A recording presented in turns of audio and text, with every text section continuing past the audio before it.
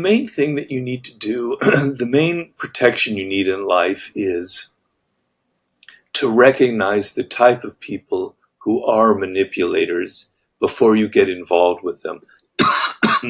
So people who are malignant narcissists, for instance, and the game of people who are malignant narcissists is to infect your emotions, to gain control over your emotions, to create all kinds of drama where they're making you react, they're making you upset, and they're in complete control of that.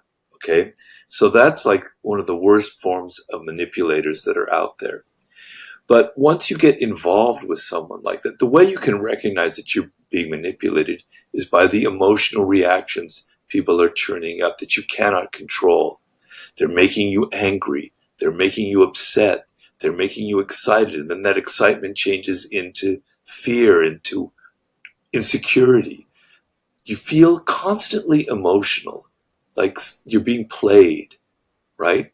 But you don't realize it sometimes in the moment, because when we get emotional, we don't think very well. We're not being very rational. So you can recognize it when people, by your reactions, by how emotional you are and how it's constantly shifting. The problem is that by the time you realize that, it's almost too late, because you're so upset, you're so entangled in their power games that it's very hard to get yourself out of it.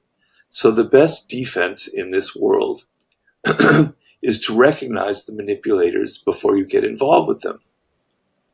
First of all, you notice that they have a track record, that they've manipulated other people, that they have a lot of enemies in this world, right? If they have a lot of enemies in this world, that must mean something, okay? But you also are attuned to their body language, to the nonverbal communication cues that people give. When people look at you, their eyes reveal a lot. Their eyes reveal that they're actually interested, they're actually engaging. Manipulators have this kind of distance in their eyes, as if they're thinking, as you can hear them thinking. They're not like looking at you. They're kind of going, wow, what can I say to get this person interested in me? The eyes reveal a lot about whether people are outwardly focused or inwardly focused. And be very attuned to the body language, to what seems authentic and what is fake. I mean, these are some cues, but the most important thing is to be aware of your emotions and how you're being played and how they're constantly shifting because of all the drama that this person is stirring up. Mm-hmm. That's very useful. And those are some really great signs to look out for. And I always think about it as a roller coaster. Sorry? Have you ever dealt with someone who's a great manipulator? Oh yeah, absolutely. Absolutely. Great social manipulator. It was a woman. It was a girl, actually. She was quite young, but she had this, since she was a baby, she had this ability. I think it was just narcissism, to be honest. And I don't use that term lightly. I don't like throwing it around, but I think she was actually, if there's one person in the world, she was definitely diagnosed with narcissism. And, you know, she could just take you on this roller coaster of emotions, from like hate to love to excitement to fear, everything you mentioned. And she could really control the group dynamic. So if she wanted someone excluded, she would make everyone else turn against the other person. And no one in the group actually liked her, but they were all kind of scared of her. And it wasn't like this was the boss or someone who had real power over other people, but the way she could manipulate people, honestly, it was impressive. You know, I didn't like her at all, but it was impressive. I was like, wow, this is crazy. So yeah, there's definitely people like that. And it's amazing, as you say, what one person can do and how they can completely disrupt and dominate a group dynamic. You know, and you wonder, what is it about them, and what is that skill, or what are they doing that gives them that power? It's a fascinating subject.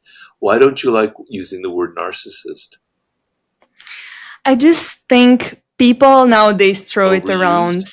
Overuse. Everyone's a narcissist. My mom's a narcissist. My dad's a narcissist. My boyfriend's a narcissist, because they did one thing. And I think we're all narcissists to a degree or Well, another. I think that's what.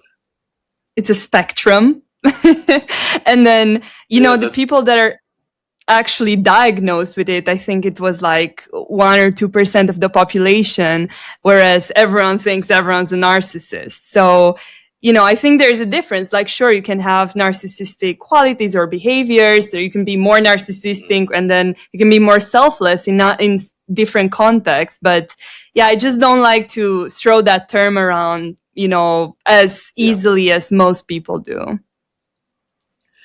Well, yeah. Would you In agree? the laws of human nature. Yes, I do agree. In the laws of human nature, I have a chapter on narcissism, and I say that we are all narcissists. We are all self-absorbed by our nature as human animals in the 21st century. It's unavoidable that we think first and foremost of ourselves, that we're more interested in our own ideas than other people's ideas. It's natural and it's normal. But what happens is that you have people who are somewhat healthy with their narcissism, they're aware of it, and they have a degree of self-love and self-respect, so that when bad things happen to them and they start feeling depressed and low, they're able to raise themselves back up because they have a degree of self-love. So self-love is not a bad thing. It's actually a very good and powerful thing. And what happens with terrible narcissists, the 1%, I would say, to me, I think it's more like 5%, but who knows? It's just a number. You're probably right. when bad things happen and they start feeling upset and insecure, they don't have that self-love to raise them back up. The only way that they can feel okay about it is to start hurting other people, to start creating drama and getting attention. Instead of an internal voice that goes, "You're not so bad. Let's just wait it out. Things will get better." They go, "I'm so desperate. I'm so upset. I'm so angry. I have to get attention. I have to get other people. I have to manipulate other people." They cannot raise themselves back up. So to have some love for yourself, to have some self-esteem is actually a very good and positive and powerful thing. Absolutely. And I think that's an amazing way to differentiate people who are actually narcissistic, diagnosed, and then people who are just, normal and are just on the spectrum, narcissistic spectrum. And Yeah, I think spectrum is a good word for it. Yeah. And you mentioned seduction, and you said also that manipulation is kind of part of it. I was wondering, what is seduction? Well, seduction is a form of power. So, people have a weakness in life, okay? And the weakness that we all have, myself included, everybody on this planet, is that we don't have enough pleasure, okay? We don't have enough fun. We don't have enough excitement. We don't have enough theater and drama and things that raise us out of the banalities of everyday life. We're hungry for that, right? We have to work. We have to handle all the business things in our life. Life can be really drudgery and difficult and painful. And so that weakness is the fact that we want pleasure. We want to get out of our day-to-day world. We want to get out of the banalities that are weighing us down. So along comes a person, a man or a woman, or an animal, because animals seduce. And they say, all right, I'm going to give this person a taste of some pleasure, a taste of some thrill, a taste of some excitement. It could be sexual, but doesn't have to be sexual. It could be an adventure. Men are very much seduced by women who are offering an adventure because they like the thrill of the hunt. They like to chase. They like anything that has a little bit of danger involved. Okay. So what you're offering is something that people don't normally get in their day-to-day life.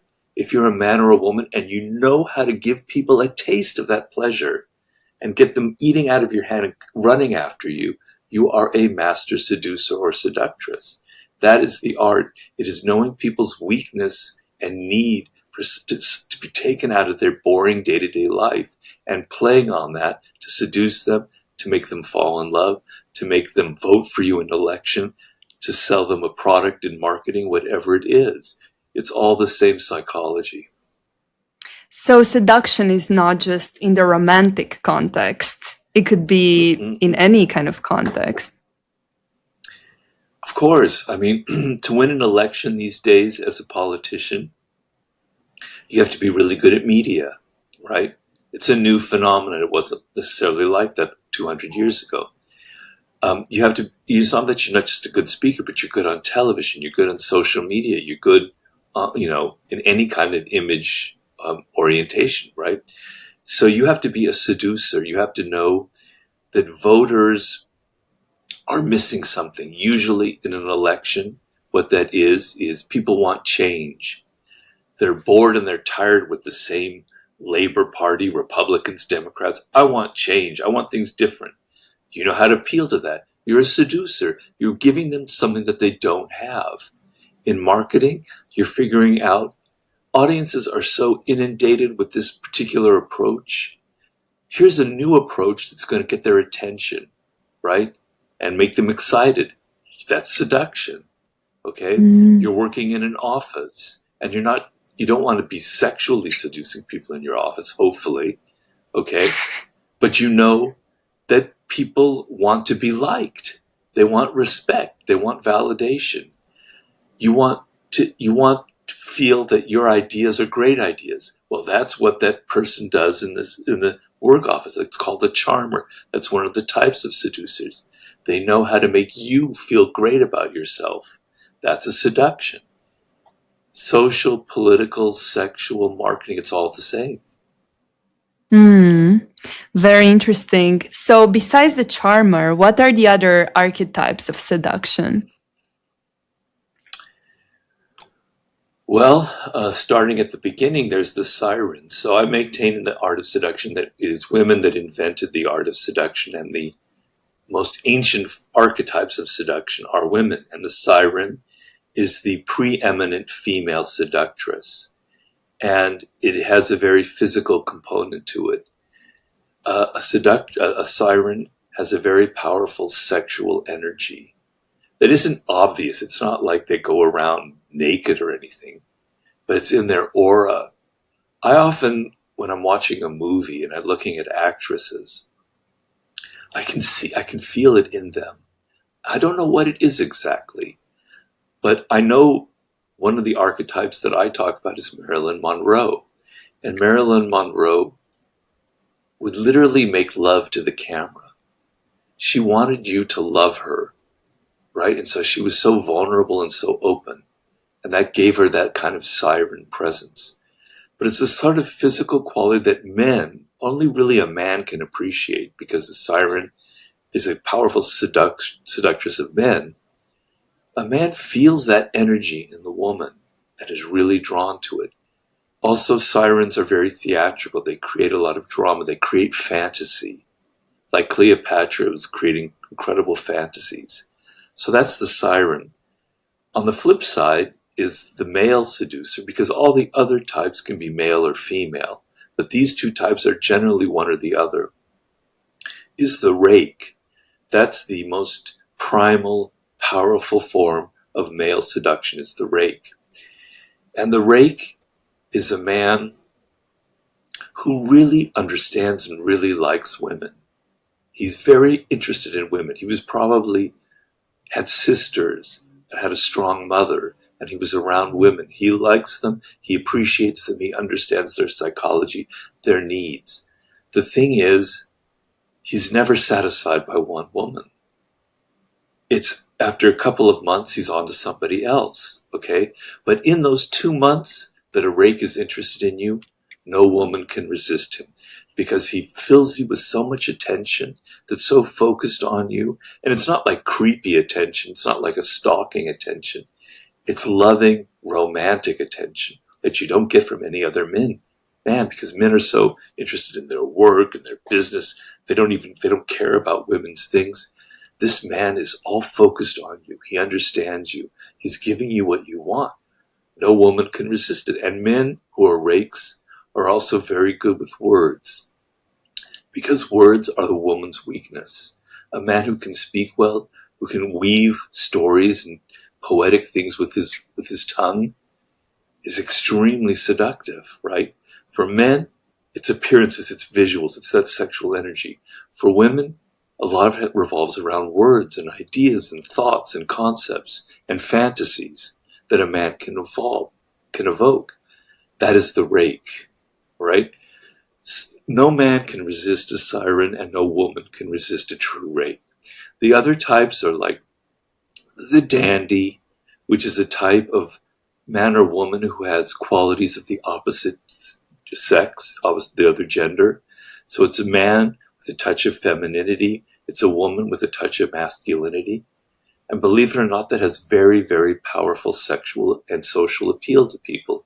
I could go into why that is, but that's a very powerful type. There is the natural, which is somebody who has a very childlike ability. They're spontaneous. They may be in their 20s, but you have the feeling that they're 5 years old. They're so real and natural and spontaneous and kind of helpless and vulnerable. You go, wow, that's lovable. I want that person. There's the coquette, which traditionally is a woman, but can be a man, is the one who plays hot and cold. They're suddenly so excited about you. Their eyes will go, wow, there's something going on there.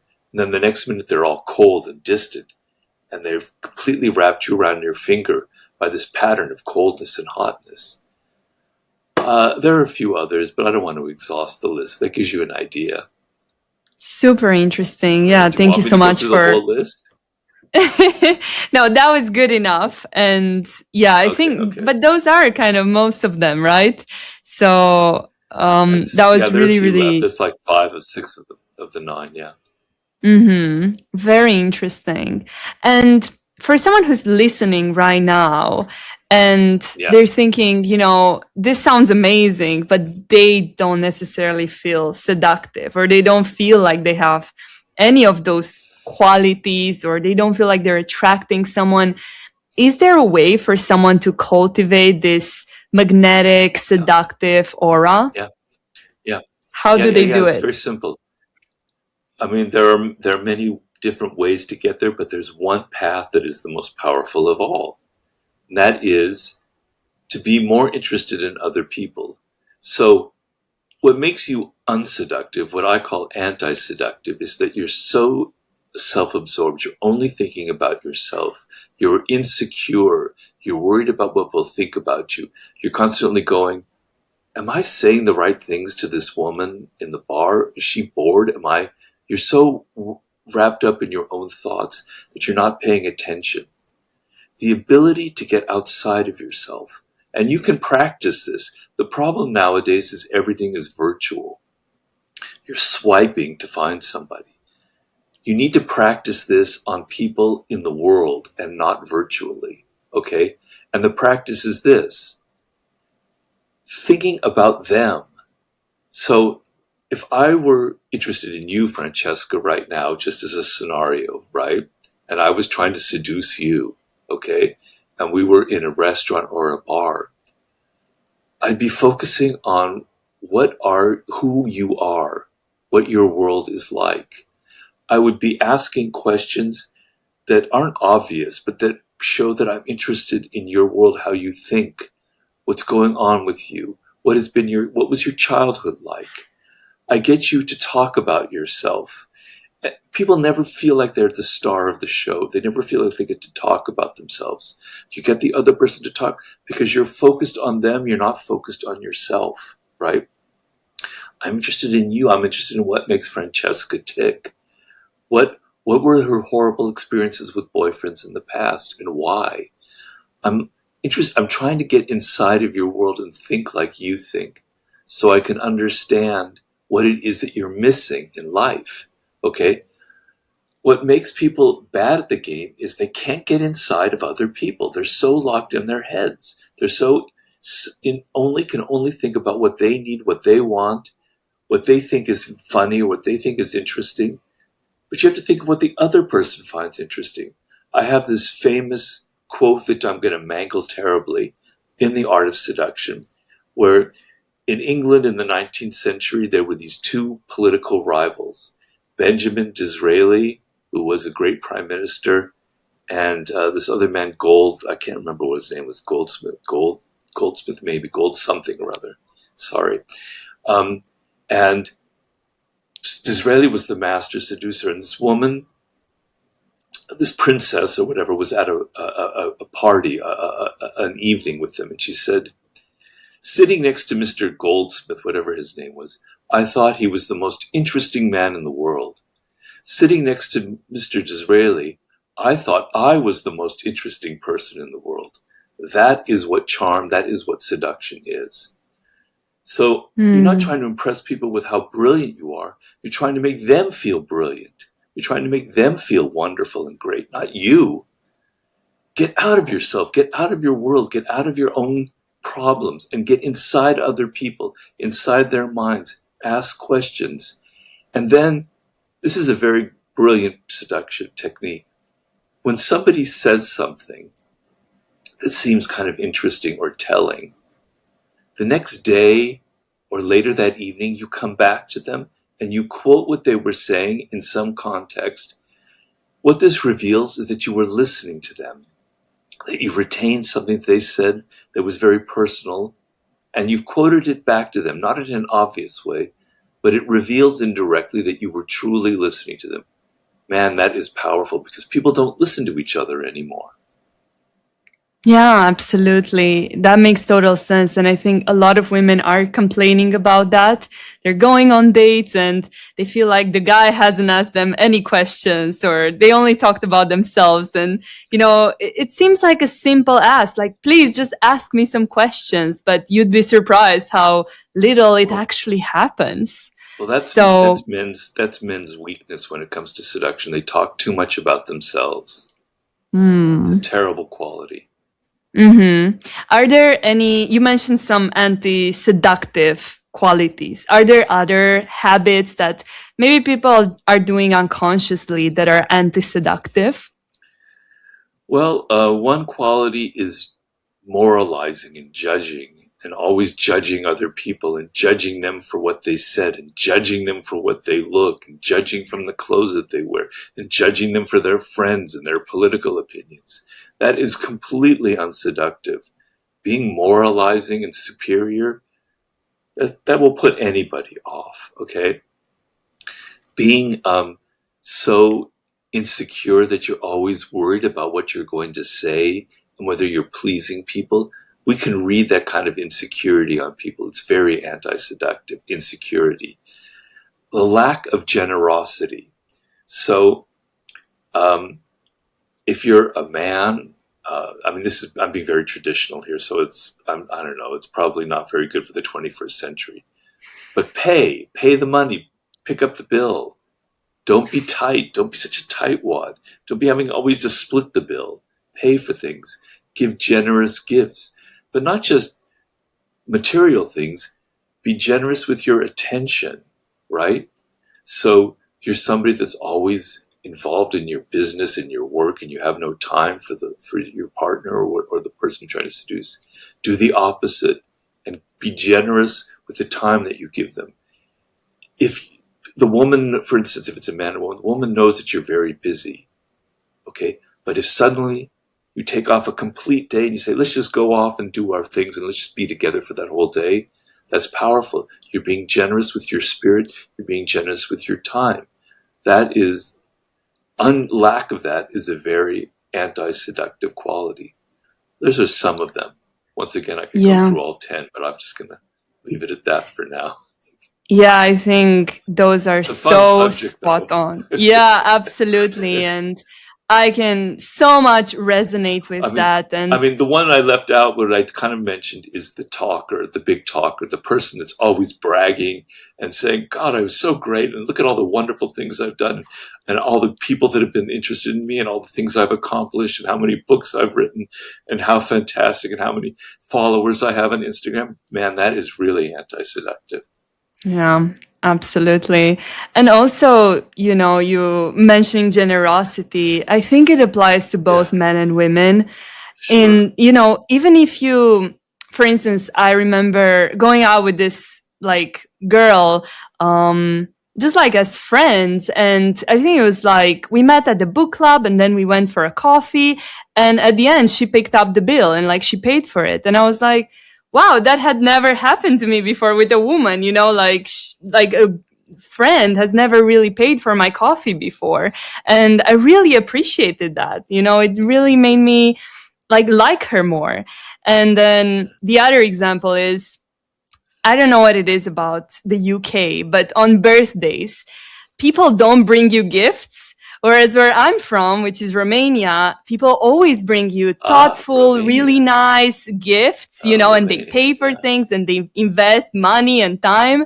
And then it was such a shock to see, I made some British friends and they came to my birthday and they came empty handed. And I had to adjust to this culture, When is but your birthday, it's Francesca? on the 28th of March. 20th of March? 28th. 20th, 28th. 28th of March. Yeah. Okay, I have friends with that. So you're an Aries. Yes, I'm an Yeah. Aries. How about you? When's your Well, birthday? May 14. So are you a Taurus. Taurus? Yeah. Oh, Yeah. very cool. So Um, yeah, I well, think, yes. it really Well, puts you off uh, when people aren't being on, generous. on the subject of gifts, gifts are a very important topic in the art of seduction. And what you must understand is the power of a gift isn't necessarily in the money that you've spent on it. It's in the thoughtfulness of it. And the thoughtfulness is you're giving them something that appeals to them as an individual. This is the other thing about seduction that you need to understand. Back in the early 2000s, we had this big thing about the pickup artist, right? Particularly in Los Angeles, the game, playing the game. Men knew all these techniques for how to seduce women. The problem was that it wasn't geared towards a woman who, as an individual, her specific needs. It was just this kind of general strategies that you applied. And women could see through it. It was very off-putting. So you're dealing with people as an individual. You, Francesca, have your own needs, your own interests, your own peculiar tastes. If I give you a gift that shows I understand who you are as an individual, I give you some music that I know is your taste, or I give you not just flowers, not just the general cliched stuff, but something that shows that I was listening to you, that I understand you, that the gift is personal. It's not just that it was expensive, but that there was some thinking going on in it. That is the more seductive, powerful way to give a gift. Absolutely. And women really appreciate that. Probably men as well, Yeah. but I'd say particularly Men do women. too. Men do Yeah. too. Very interesting. And the other thing I wanted to ask you, you mentioned charm and charisma. Are charisma and seduction the same thing, or are they different? Well, one of the types of seducers that I did not mention was the charismatic. So it's definitely a form of seduction. And the idea is, backing up a little bit here, seduction and the art of seduction is a language.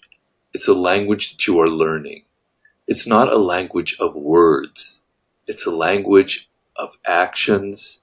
It's a language of your body, of how you present yourself. It's how you dress, how you look, how you smell. It's a pre-verbal language that you have to learn. It's about giving gifts. It's about where you take people, okay? So we humans are very attuned to people's nonverbal communication, to their body language. We pick it up. It's the animal part of ourselves, right? And it's very powerful and it's very seductive. Okay. So a charismatic has very, very, very powerful body language. And what is that? It's they believe something so strongly. They're so certain about something powerful about their world or what they want that it radiates to them. It's like there's a light bulb inside of them that you can't see, but that animates all their gestures, their eyes, their mouth, their expression. They seem alive. It's almost a slight sexual energy, but it's this energy of self-belief, of confidence, of wanting people to like them, right? This is the kind of power that a Marilyn Monroe had before the camera. And it's extremely powerful. You can read it in people, right? So it's very important for a political figure or an actor or somebody in the public eye to have that quality, right? And it can't be faked. That's the thing about it.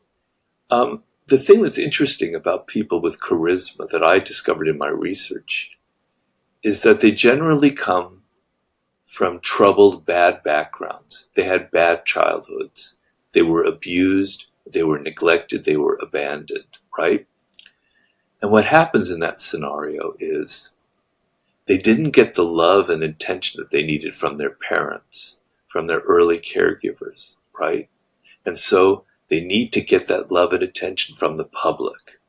That is how they get their sense of validation and love, not from mommy and daddy, but from a whole country, from an entire audience. You know, Winston Churchill had tremendous charisma, but it only came about during World War II in a time of crisis. But Winston Churchill came from was very much neglected as a child. John F. Kennedy, who had tremendous charisma, his father was extremely cruel and mean to him. Marilyn Monroe was basically raised in an orphanage. She never knew her parents. These types of people feel a tremendous need to get what they want from the public, from a large public, and we can feel it in them non-verbally. It comes out in their face, in their manner, and these are elements in charisma. That's so interesting how childhood trauma can make you super charismatic.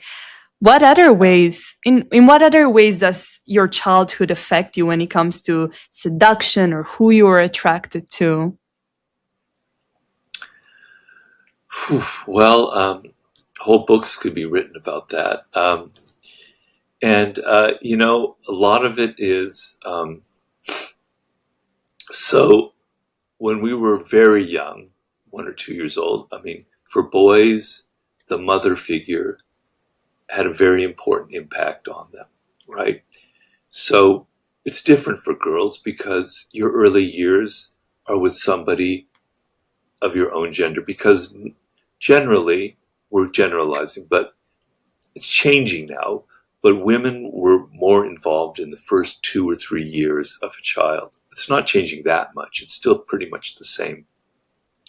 So for a man, the impact of his mother on who he's attracted to is incredibly powerful, right? So, Carl Jung, the psychologist, you're probably familiar with him, right? He had these concept of the anima and the animus. And the anima is the image that a man carries in him of this kind of ideal woman. And it'll be a woman that will appear in his dreams. She's usually a little bit elusive. She's often maybe a little bit crazy or something, right? But it's a quality that's embedded in him from his mother, from that mother image that is deep, deep, deep, deep down in his psyche. And so later in life, he will be interested, attracted to women who don't consciously conjure up the image of his mother. Unconsciously they do, in mannerisms, in certain vocal patterns, in the sound of their voice, in the fact that they have a nurturing quality or their lack of nurturing quality. but something about that mother figure is reflected there. Now, women, on the other side, Jung called it the animus, and it's kind of the male, the masculine image in your head. And so the thing about the anima for men is that it's the woman part of their personality that is attracted to a woman. I know this sounds strange, but it's actually very interesting, and I've written about it. For women, it's the masculine part of inside of them, and it's that male voice that they've internalized from their father. And so that father figure, if he's abusive and negative and not loving, it still has a deep, deep, deep impact on their choices later on in life. It'll be, they don't want that type of man, okay? But that they don't want that type of the father, but the father is influencing that choice. Or there's a quality in that particular powerful figure that they were very much attracted to, and they're still striving for later in life. And then siblings have a very powerful impact on the choices that we have. Particularly if you're a man who has sisters or a girl who has brothers, those sisters and brothers get inside. Your early years, you were like a sponge, and you were absorbing people's energy, right? And it had a tremendous impact on you. You're not even aware of it. And so those siblings that you had, I had a sister who was 4 years older than me, had a very powerful impact on my mind and my interests in things. So the siblings and the parents have a very, very powerful effect on who we choose as partners later in life.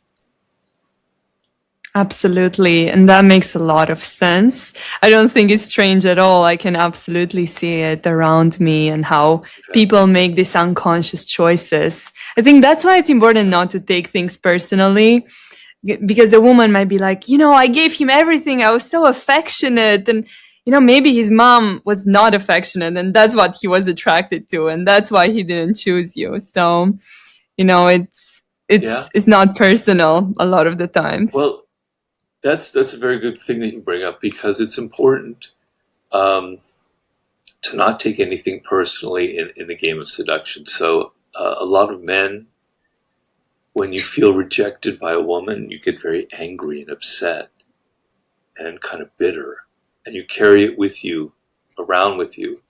And the whole thing is, in seduction, you need to have a light touch. So if somebody rejected you, fine, I'm on to the next one. There are other women out there. There are other fish in the ocean. I learned something. I learned that I made a mistake. I learned that I'm not attractive to everyone. Fine, on to the next one. Don't take things personally, and don't get so heavy. Seduction is a realm of lightness. Absolutely. And I think a lot of people need to really integrate that advice, because rejection is quite hard, especially in today's world. And that was kind of like my next question is, how has seduction and love, how did they change in the modern world? Well, I don't know if I'm the best person qualified to answer that, since I am, I'm in my 60s. So I'd hate to say that, but it's true. So I grew up in a different world, and I know that world very well. I don't know what it's like to be, in your 20s right now. I have no real access to that, but I know that it's much more difficult. So in my day and age, you only met a woman, or if you're gay, we've been very heterosexual here, but it applies to all persuasions. To meet somebody, you had to go out physically and do it, right? And it took for a man, this took a lot of kind of guts to go up and talk to somebody that you didn't know. It was almost kind of frightening. Then you got used to it, maybe you got more comfortable and you got better at it, and you had more interactions, and it became easier and easier and easier. But you had to go through this barrier where to meet somebody, we're in there with them face to face, in a bar, in a restaurant, in a club, in any kind of setting. And you had to overcome that fear of rejection, of your timidity. And it was not easy, right? And it developed a skill. And women had something similar. They had to deal with men directly. And that meant sometimes men were kind of frightening and kind of, too much, came on too strong. But you had to deal with that. You had to understand how to negotiate that kind of situation where a man is continually after you. That's like a social skill that you have to learn, how to handle these interactions. And now when it's you're not having that. Okay, yes, you swiped here and you're going out and you're meeting that person, right? But there's already some interest there involved. You didn't have to go up and make that first bold kind of step or deal with that person coming after you in a bar or whatever.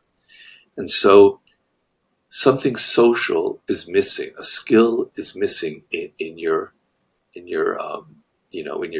skill set, right? And so it's a problem. And also, the other thing I would say is to fall in love with somebody requires opening yourself up and being vulnerable, and the possibility of being rejected, the possibility of pain, of a breakup, right? It can be very debilitating, these kinds of experiences, and we've all been through them. But people are more afraid now than ever of being vulnerable, of being open to another person, of experiencing that kind of pain. And it makes people afraid of relationships. Now, it's not all bad. Some things have gotten better. Some things about the relationships between men and women have gotten better. Men have had to become probably more sensitive and aware, and it's not completely a man's world anymore. Some things have gotten better. Also, if you're not straight, things have gotten a lot better. But in some ways, it's more difficult for young people, and I can understand that because of the harshness of the world that they're growing up in makes you much less open to the pain and the vulnerability of a relationship. And the swiping makes it so much harder to understand the social element in dealing with in a seduction. So. For someone who's not in their 20s, that was so spot on. And I think you absolutely are the person to talk about this. That really resonated. And I think it resonates with a lot of people. What you mentioned about, the fear of rejection, which became way, way bigger than it used to be because dating apps basically removed, any kind of rejection. And then, what you mentioned about vulnerability and how it's required, and people nowadays, they don't have that openness anymore. Super fascinating. Something I hear all the time when it comes to dating advice is just be yourself, be authentic. What do you think about that? Yeah. Well, it has some truth to it. I mean, as I mentioned before, with the game, the pickup artist game, that there's nothing less seductive than you read a book, you read Robert Greene's Art of Seduction, and you're applying these tactics to somebody, right? You're not being real, you're not being authentic, you're not being, okay, so that's not seductive. On the other hand, if you're just who you are, then that's not going to work either. So if I want to date you and I just wear the kind of clothes that I wear in the house, like shorts and a t-shirt, and then I just take you to the pub where I, have my usual food and beer, that's not seductive. That's being who I am. That's what I normally would like. That's me. No. You dress nicely. You put some effort into it. All right, that's not how you normally would necessarily be. You take them to a place that you think is going to interest them. It isn't normally what you would do in your day-to-day life. You can't be completely yourself because there's no mystery involved. There's no interest. There's no spark going on. You have to create a little bit of mystery. the person can't know exactly who you are. If you just tell them everything about yourself and you just give them everything that you have on social media, they know everything about you. There's no need to be fascinated by it. The art of seduction, I can tell you very simply, is when I leave you, not after the podcast, but after, a date of some sort, and you're thinking about me, I have seduced you.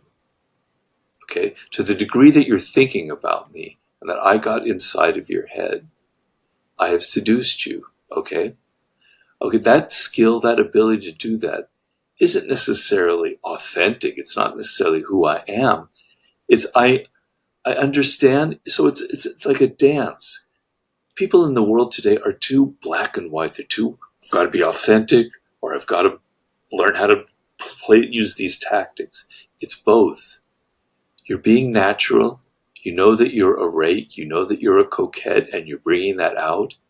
But you also understand the psychology of other people and how you have to play to people's individuality and what will get under their skin and what will make them think about you the next day, right? So if you're a man who just loves to talk about himself and brag about all of your great achievements, you're being natural, you're being authentic, but you're also being a real turnoff. You're being a real anti-seducer. So learn some skills. Learn to shut up, for instance, and don't be so authentic, and learn how to control yourself a little bit. Yeah, absolutely. I always thought about this, just be yourself. It's like, but what if being yourself, isn't enough to get someone? Yeah. Sometimes it's about learning some skills or unlearning some things, like you mentioned, and, overall bettering yourself as a person as well. Because I guess some people are naturally born, or not necessarily born, but they grew up in an environment where their parents taught them how to listen, for instance, or, they learned some skills. But what if you didn't, and then you lack the skills and you have all these anti-seductive qualities, like you only talk about yourself, then it's actually a good idea to not be yourself and to learn some skills and maybe not do some things. So yeah, super, super interesting take on it, because it's quite controversial as well to say, no, don't be yourself, don't be authentic. So, when it comes to people not being authentic and wearing masks, how can you actually, see through people's masks? Are there ways to kind of see through, these masks and read people? Well, yes, it depends on the situation, but so, the people who are giving you individualized attention and seem to be interested in you, they have to have a quality that is social, that's pro-social, right? Of course, that can be faked. And there are psychopaths in this world, sociopaths, whatever you want to call them, who are good at listening only to gather information to manipulate with you and hurt you with. But you can usually pick that up in their body language, right? I tell people that with narcissists, I said this before, there's a kind of distance in their eyes. They're listening to you, they're talking to you, but there's a deadness there. It's not connecting. And, I'm saying something kind of strange here. I mean, eyes are what they are. Eyes are just eyes. But you can feel through the eyes something inside a person's soul. I'm sorry to say that. I'm sorry to use a word like soul, but you can. You can see in their eyes whether they have general interest in other people or they're only inside their own mind all of the time. You can see that there's something bitter about this. Envy is something you can read in people's eyes. I wrote about that in The Laws of Human Nature. There's this kind of fake look, and they seem to be interested in you, but the eyes there's something going on where they're revealing their envy. And in the ancient world, they call it the evil eye. The evil eye was the eye of envy. You can sense that in people's eyes. They reveal so much. I had a chapter in the Laws of Human Nature that I think is important. It was about nonverbal communication. And this is all about nonverbal communication, but it's also about people's patterns of behavior. So if there is a woman, and I'm just saying woman because it could be a man, who has all this drama in her life, and she's always been the victim.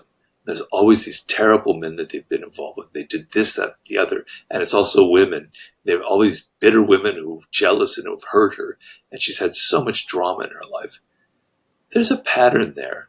There's a pattern of what I called in 48 Laws of Power, infection, right? They are actually the ones who bring on all the bad things in their life because they love drama. They love having all this emotional bullshit around them, okay? So their actions can also, the people's past can reveal that you're dealing with an infecting type. They're too dramatic, okay? But oftentimes it's the body that reveals it. And you can see the way the relaxed quality in their body language. In a seduction setting, when people mirror each other, so if I move my arm this way, then the woman does that a few minutes later, unconsciously, she's falling under my spell, because my relaxed behavior is inducing a similar relaxed reaction in her. So to read people's masks, you have to shut off all your intellectual crap, all your verbalizing, all your thinking, and be attentive to the body. The body will tell you, because I could say anything with my words. I could say, you're so beautiful, I'm in love with you, you're just wonderful, and I'm lying. But I can't lie with my eyes, I can't lie with my mouth, I can't lie with my body language. It tells the truth. I can say I love you, but my eyes are just kind of dead, and it's just a form, and it's just words. The fact that you feel confident about yourself is very seductive in itself. It has an attractive power. I talk in The Art of Seduction of charisma. I have a whole chapter on the charismatic and the origin of charisma. And what I define charisma is, there's a person who has a kind of inner light inside of them. They're so confident that they kind of glow with that confidence, that their words are kind of revealing it, their eyes are glowing, their gestures are glowing, and they're very charismatic. It could be a Malcolm X, it could be a Marilyn Monroe, it could be a John F. Kennedy, it could be a Mick Jagger, whomever, right? We sense this incredible confidence in them, this power, and it's like an inner lantern that just makes everything glow, and we are so attracted to that. That's what charisma is. Why are we attracted to it? Because we envy people who have that kind of confidence. We wish we could have that, and we find it very compelling. We want to know them. We think that some of it perhaps will rub off on us. I know in working with 50 Cent, I wrote a book with him.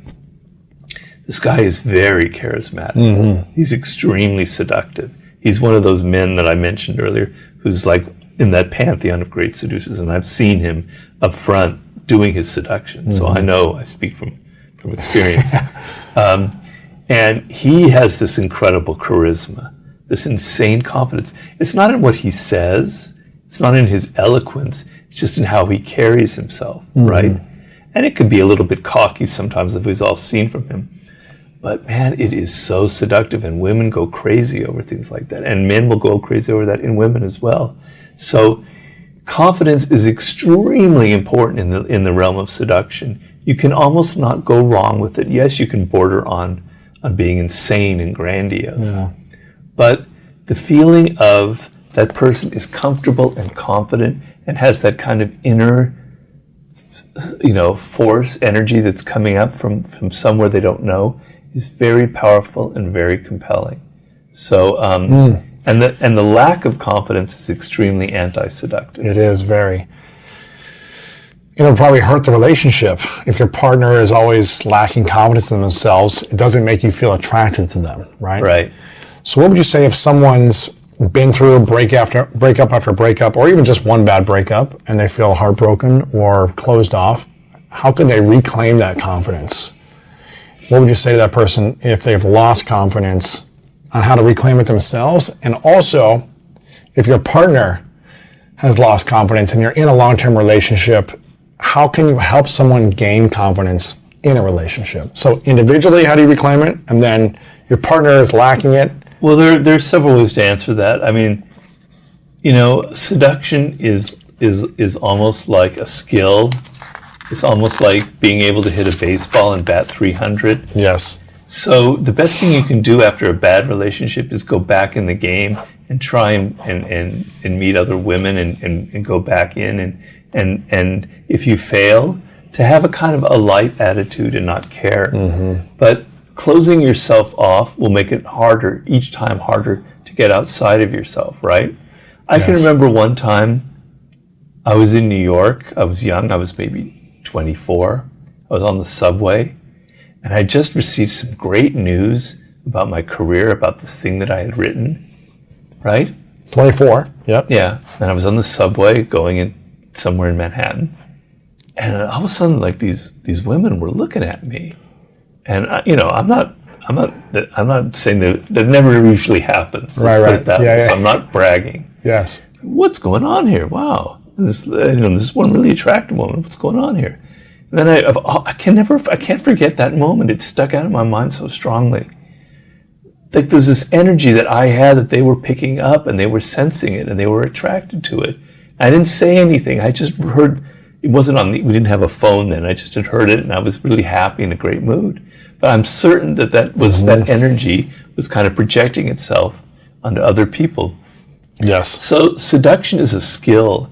And getting out there and trying your hand at meeting other women and going through the process, you'll learn about yourself. You won't don't try and take things so personally. Mm-hmm. Get back in the game.